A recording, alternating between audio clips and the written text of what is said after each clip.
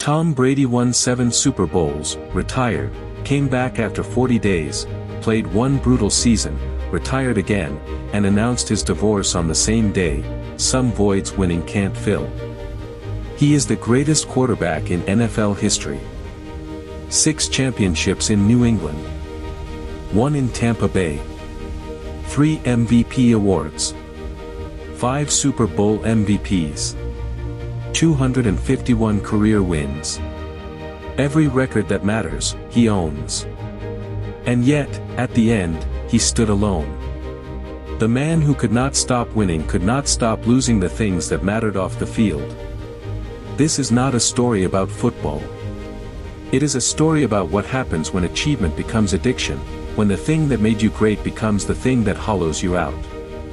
How did the most decorated player in history end up with nothing left to prove and everything left to lose? Thomas Edward Patrick Brady Jr. was born August 3, 1977, in San Mateo, California. Middle-class Irish Catholic family. 3 older sisters. His father sold insurance. His mother stayed home. They were 49ers fans. Young Tom watched Joe Montana carve up defenses from the stands at Candlestick Park. He wanted that. He was not fast. He was not big. He was methodical. He studied film before most kids studied for tests. At Junipero Serra High School in San Mateo, he was a backup until his junior year. Colleges did not line up. He committed to Michigan in 1995. Recruited as the 7th quarterback on the depth chart. For 2 years, he did not start a single game. He nearly transferred to California. His father told him to stay and fight. In 1998, his junior year, he finally won the starting job. Then he split time with a younger recruit, Drew Henson. The coaching staff could not decide. Brady would start, then get benched mid-game. Over and over. It destroyed his confidence. It also forged something harder. He learned to prepare like his job depended on every snap, because it did. He finished his Michigan career with decent stats, a Citrus Bowl win, and 0 hype. The 2000 NFL draft arrived. Brady watched from his parents' house. 6 quarterbacks were taken. He was not one of them. Round after round, his phone stayed silent. The New England Patriots finally called him in the 6th round. Pick 199. He was the 7th quarterback selected. The same rank he held at Michigan 4 years earlier. New England in 2000 was a joke franchise. They had never won a championship. Head coach Bill Belichick had just arrived from the Jets under controversial circumstances. He inherited a 5-win team and a 4th-string rookie who looked like a high school coach. Brady spent his first season holding a clipboard. Starter Drew Bledsoe was entrenched, well-paid, beloved. Brady studied. He memorized the playbook. He threw after practice until the lights went out. Week 2 of the 2001 season, the Patriots hosted the Jets.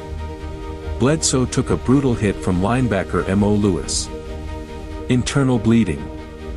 Sheared blood vessel. Life-threatening injury.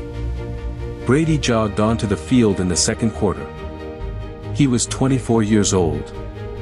He had thrown exactly 3 career passes.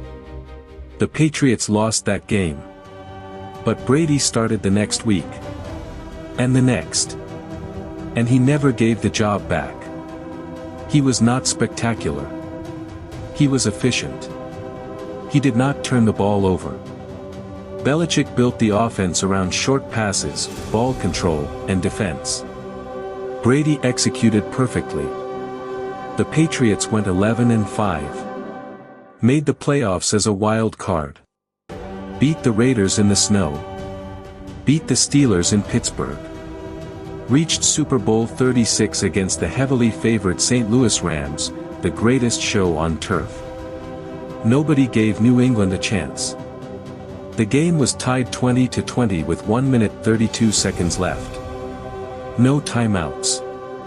Brady took the field at his own 17-yard line. He completed 5 passes. Marched into field goal range. Kicker Adam Vinatieri nailed a 48-yarder as time expired. Patriots 20, Rams 17. Tom Brady, at 24, was a Super Bowl champion and Super Bowl MVP. The underdog was now the story. The next 15 years in New England were dominance on a scale the NFL had never seen. Brady and Belichick became the greatest coach-quarterback pairing in history. They won Super Bowl 38 in 2004. Won XXXX in 2005. 3 titles in 4 years. A dynasty. Brady evolved from game manager to elite playmaker. In 2007, the Patriots added receiver Randy Moss. They went undefeated in the regular season. 16-0. Brady threw 50 touchdown passes, a record. They reached Super Bowl 42 against the New York Giants. They were 19-point favorites. With 1 minute left, the Patriots led 14-10. The Giants had the ball. Quarterback Eli Manning escaped a collapsing pocket, heaved a prayer downfield. Receiver David Tyree pinned the ball against his helmet and held on. The helmet catch. 4 plays later, Manning hit Plaxico Burress for the game-winning touchdown. Giants 17, Patriots 14. The perfect season died. Brady walked off the field in silence. He had never looked more devastated. It did not slow him. He came back in 2009 and never missed the playoffs again. 11 straight postseason appearances. 6 more Super Bowl trips. Wins in 2015, 2017. The 2017 victory over Atlanta was the greatest comeback in Super Bowl history, down 28-3 in the third quarter, won in overtime. Brady earned his 5th ring. But cracks were forming. In 2018, they won a 6th title. Brady was 41. The oldest starting quarterback to ever win a championship. Rumors swirled about tension with Belichick. Brady wanted more input. Belichick wanted control. They stopped speaking off the field. The marriage that built an empire was falling apart. The 2019 season was joyless. New England went 12-4 but lost in the wild card round. Brady's contract expired. For the first time in 20 years, he was a free agent. On March 20, 2020, Tom Brady signed with the Tampa Bay Buccaneers. 2 years, $50 million. It was the most stunning free agent move in NFL history. The Bucs had not made the playoffs in over a decade.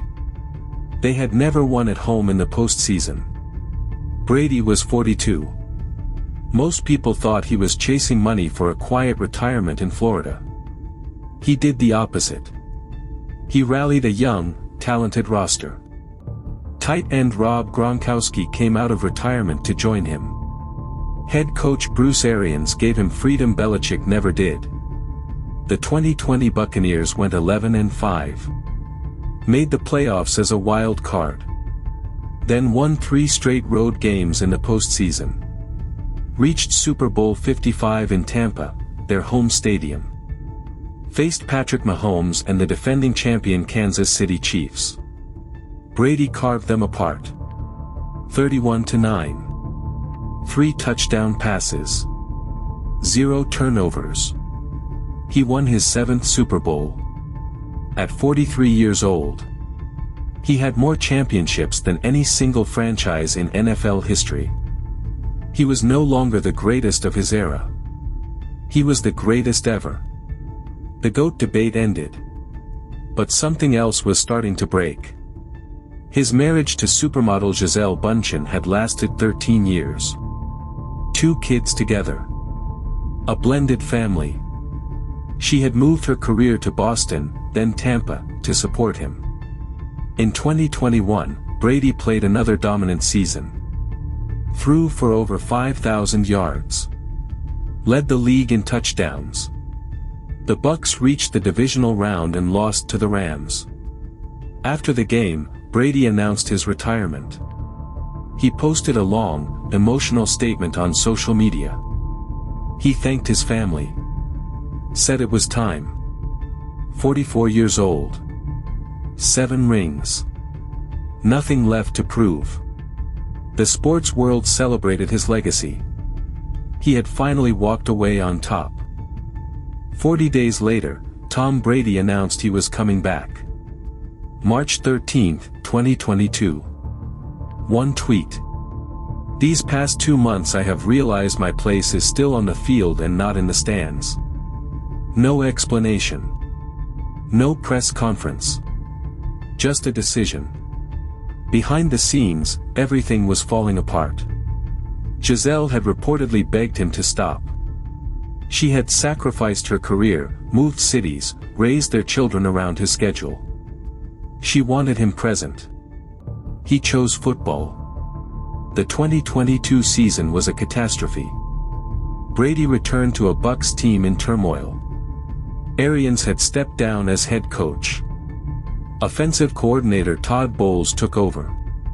Gronkowski retired for good. The offensive line collapsed. Brady played hurt. He missed practice for personal reasons. His normally laser-focused demeanor looked hollow. On the field, the Bucs stumbled to an 8-9 record. They barely made the playoffs. Lost in the wild card round to the Cowboys. Brady threw for over 4,000 yards but looked mortal for the first time in years. Off the field, reports surfaced that he and Gisele were living apart. He had moved out of their Tampa mansion. She had stopped attending games.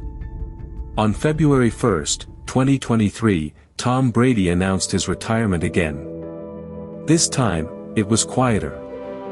No fanfare. Just a short video thanking his teammates and fans. The same day, Gisele Bündchen filed for divorce. The marriage was over. The headlines ran side by side. Tom Brady retires. Tom and Gisele divorce finalized.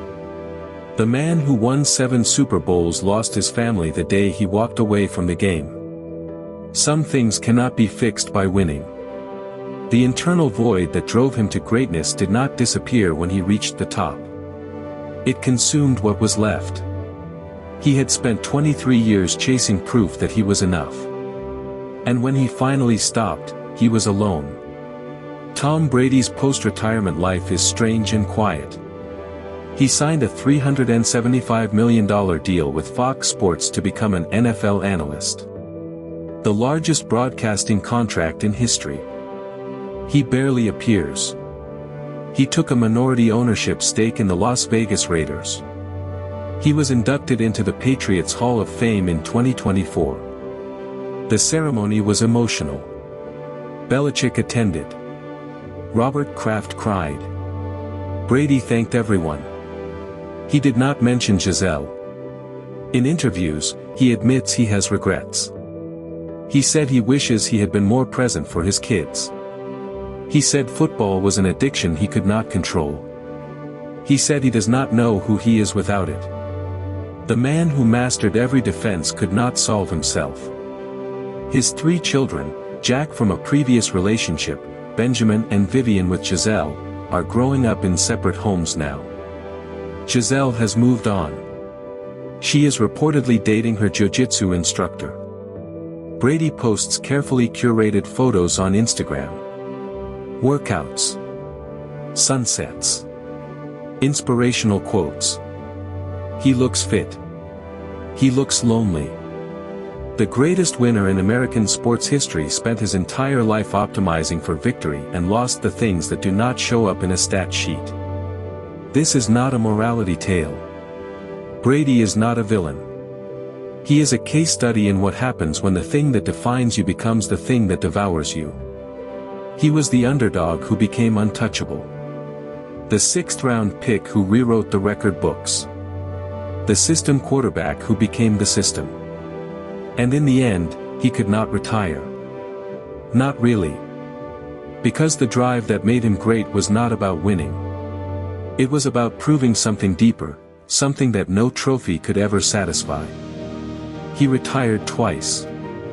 Both times, the same day he stopped playing, something else collapsed. That is not a coincidence. Tom Brady will be remembered as the greatest quarterback in NFL history. That is not in question. 7 Super Bowl rings. 5 MVPs. Every major passing record. He changed how we think about longevity, preparation, and mental toughness. He proved that the 6th-round pick could become the first ballot Hall of Famer. But his story is also a warning. Achievement beyond a certain point stops solving the internal problem. Brady's post-GOAT years suggest that the void which drives greatness does not disappear when the goal is reached.